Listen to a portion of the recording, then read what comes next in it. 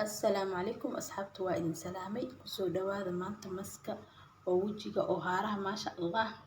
haaraha suulinayo wajigana qurux ka dhigayo dadka aan haaraha lahayn ayagana anfacayo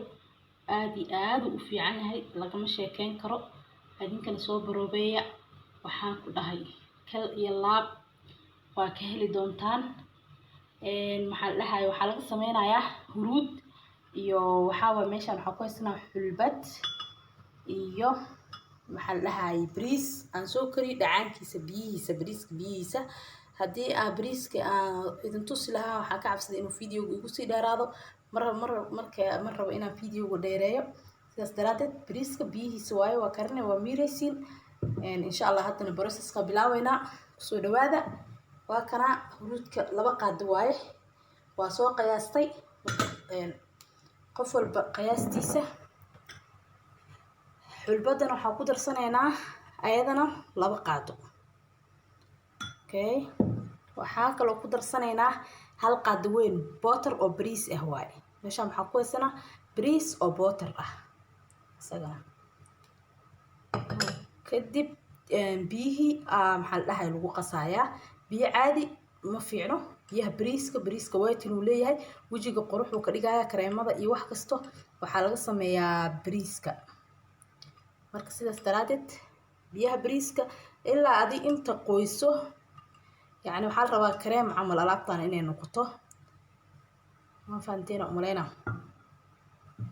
kareem laga rabaa kareem wajiga wiigu ku hayna 2 week fridge-ka gashanaysiin waxa idinka halaaway ma ahan kulli waan ku wada darsanay waxaan ku dhahay kal iyo laab asxaabay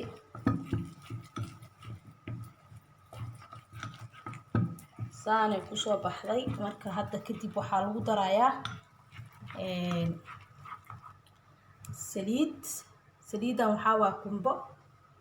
kumbo waaye marka saliida ashan waxa dhan waa wax oo qalal wajiga ka dhigayo marka waxa u baahanahay saliida marka kumbo ama waxa ka dhigan kartaa zeyt loos ayadana yani qaamada way yartahay 1 qaado iyo bar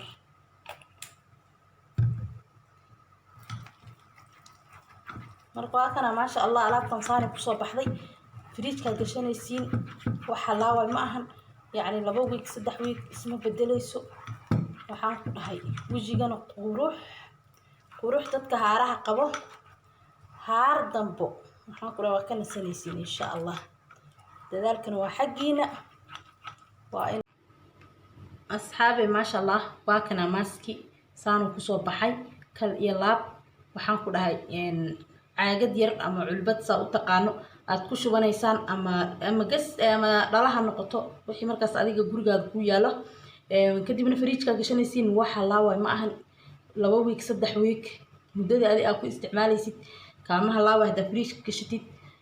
dadka haaraha qaban ma sha Allah wajigooda qurux ugu dhigayaa haarahaasna waa baabi'inaya dadka wajigooda caadiga ahna si fiican u anfacaya waxa idin leeyahay soo tijaabiya insha Allah comment fiican oo idin ka rajeynaya marka soo tijaabisaan kadib asxaabay ku soo dhawaada channel-kaygana subscribe ka dhacdhac igu siiya like-ta share-ka waxaan ku dhahay dhiirigelinta waa xaqiina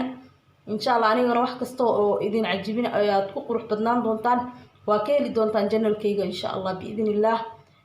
salaam